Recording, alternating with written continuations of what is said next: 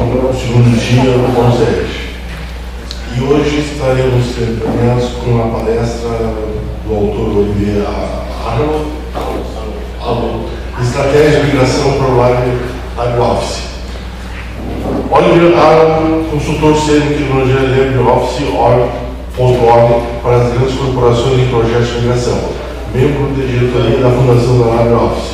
Com vocês, Olivier. Obrigado. Bom dia, pessoal. Todo mundo acordado? Sim, já tomaram café? Não, né?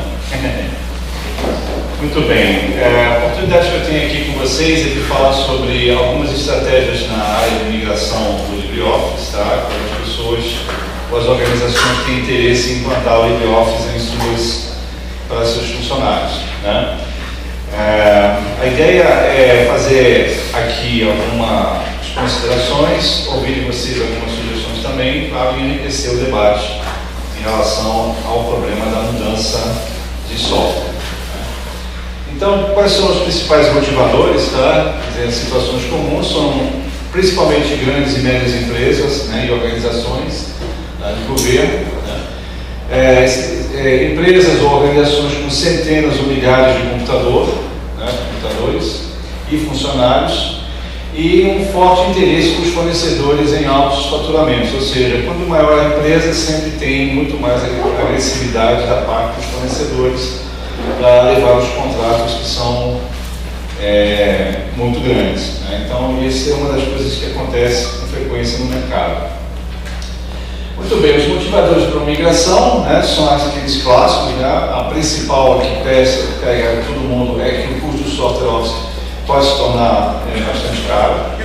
Isso faz com que a gente tenha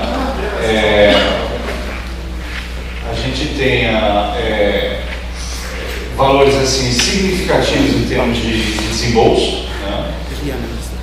O relacionamento com o fornecedor Microsoft ou seus agentes de vendas às vezes pode ser bastante complicado, tá?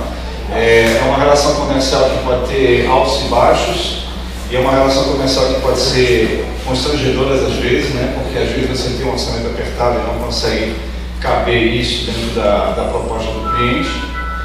Tem a parte que é o lock-in do fornecedor, que impede a disputa de preços e melhor oferta, tá? E muitas vezes isso é insustentável, indesejável, irracional e oneroso.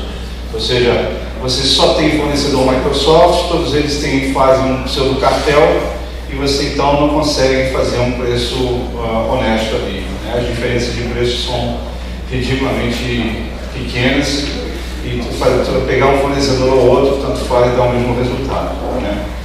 E o diferencial do software livre e do software proprietário é cada vez menor, ou seja, o LibreOffice vem desenvolvendo uma série de técnicas em termos de interoperabilidade, né, de compatibilidade de documentos, que faz com que a gente consiga fechar esse gap, né, ou pelo menos chegar a um valor muito pequeno, né? Muito bem. Quem aqui de vocês está enfrentando algum processo assim de mudança de software? Vários, né? Em suas organizações, são organizações de Estado, autarquias, empresas privadas, é o que? Estado, né? Prefeitura, né? Estado, prefeituras, governo do Estado, autarquias, né? Principalmente, né? Então, quais são os principais problemas da migração?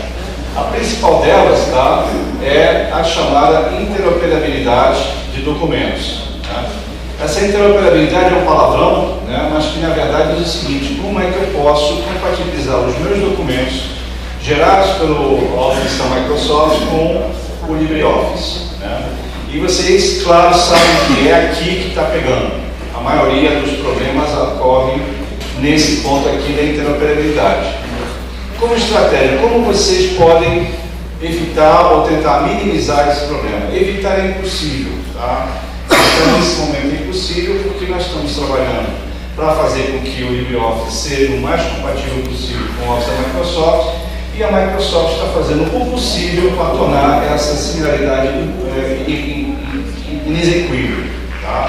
Então, enquanto a gente vai implementando melhor o formato Microsoft, a Microsoft vai mudando esse formato para tornar nosso trabalho menos efetivo, tá? é um jogo de gato e rato, e quanto mais a gente chega perto do gato, mais ele tenta fugir. Muito bem, então na transformatação de documentos, tá? O que acontece? O nosso problema é essa compatibilidade aqui, né? Vocês sabem que na hora que vocês leem .x, xlsx e pptx, isso dá problema, né? Então, o que nós recomendamos, né? Qual é a estratégia possível, tá? Sempre tentar fazer com que o formato ODF seja adotado internamente, tá? Na medida do possível, tá? Sempre tentar fazer isso. E na hora de você se comunicar com o meio externo, tá? O formato PDF. Tá? Essa seria a nossa recomendação. Eu já vi, por exemplo, muitas minutas, muitos contratos que vão para o cliente, né? Na forma de edição, né? E voltam na forma de edição. O ponto é, você vai mandar uma minuta, um documento para um cliente, você pode vir a querer, sim, deixar ele no formato PDF, de forma que o cliente não mexa. Tá? Isso tudo é uma questão de balanço, tá? Às vezes funciona, às vezes não funciona. Mas o PDF, ele pode ser seu aliado nesse ponto. Tá? Então, na medida do possível, se for trocar com meio externo, formato PDF. Muito bem. Então, essa parte da interoperabilidade de documentos, eu só posso, nesse momento, recomendar isso aqui. Nós, do LibreOffice, estamos fazendo um esforço hercúleo, tá, de poder fazer a diferença, os problemas de interoperabilidade diminuírem, tá? Mas isso exige investimento, tá? E as empresas e organizações que estão investindo nesse trabalho são empresas que não estão no Brasil.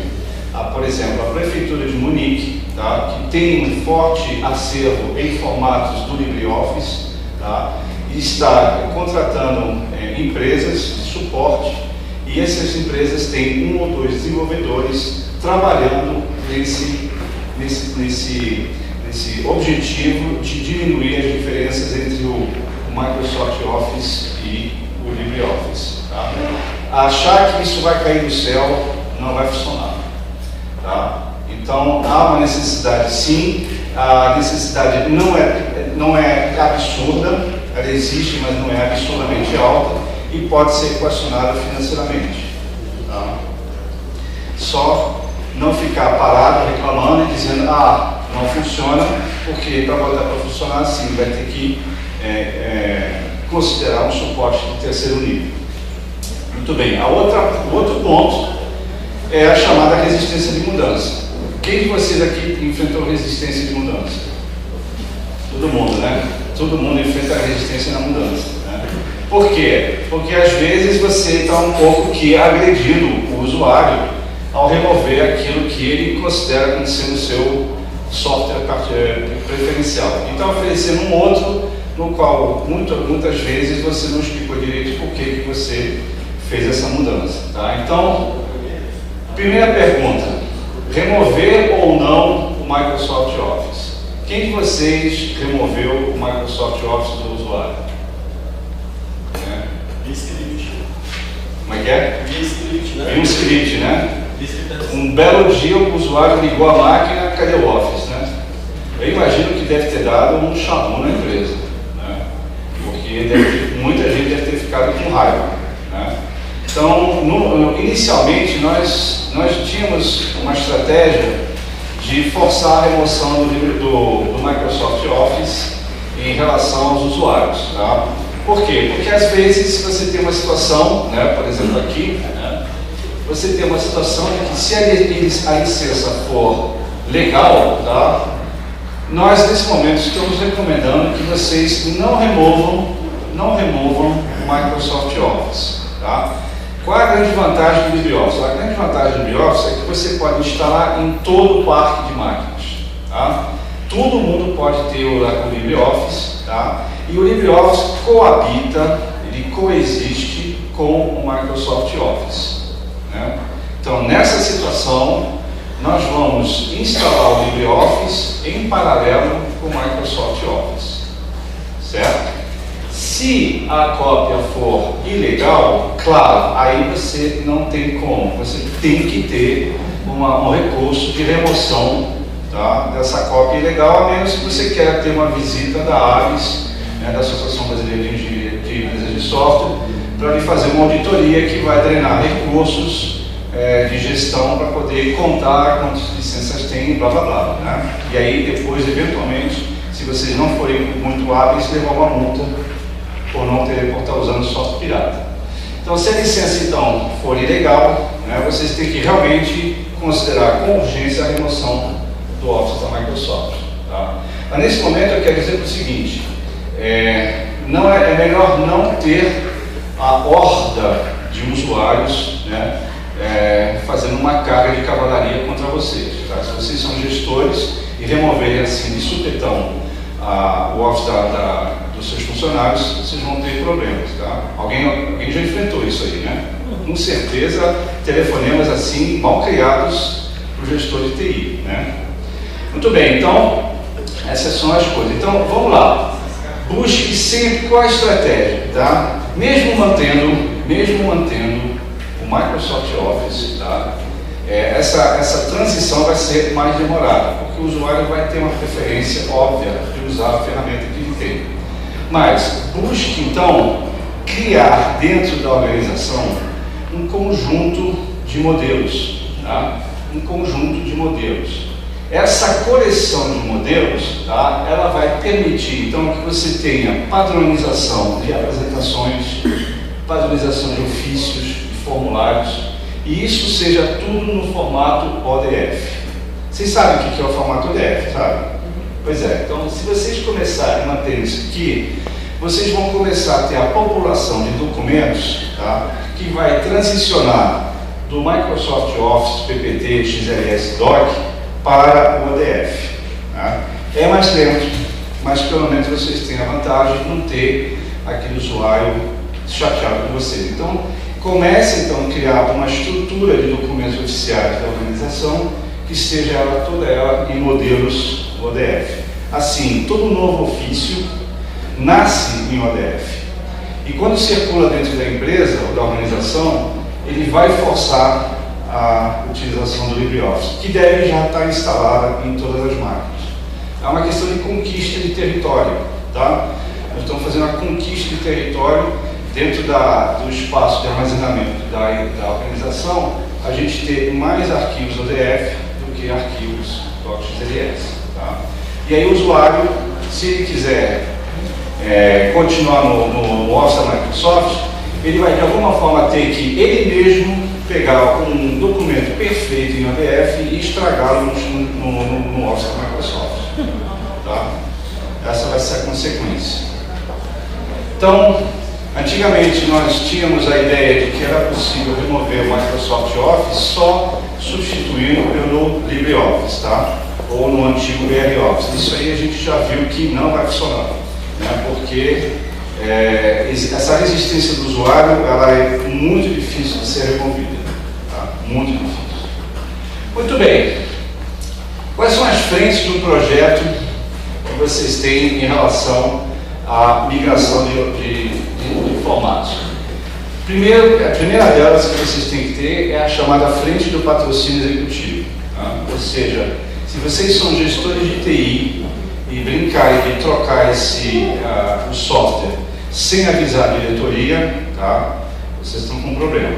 Tá? Então, eles ali, a diretoria, tem que estar ciente de que vai haver essa mudança. Okay? A outra coisa é a gerência da mudança. Tá? A gerência da mudança é como fazer para mudar esse ambiente, né? E tornar essa mudança a menos disruptiva possível, menos ruptura possível. Evitar essa coisa de que você gera uma rebelião dentro dos funcionários. Isso pode acontecer, e já aconteceu. Né? Depois, a frente de aplicações. Quais são as aplicações que vocês usam, tá, a nível corporativo, tá, e que se comunicam com a ferramenta Office? Tá? Então, algumas delas podem vir a ter que sofrer um projeto de alteração para que possam gerar documentos compatíveis com o LibreOffice. Tá? Geralmente isso aqui nem é muito assim crítico. Tá?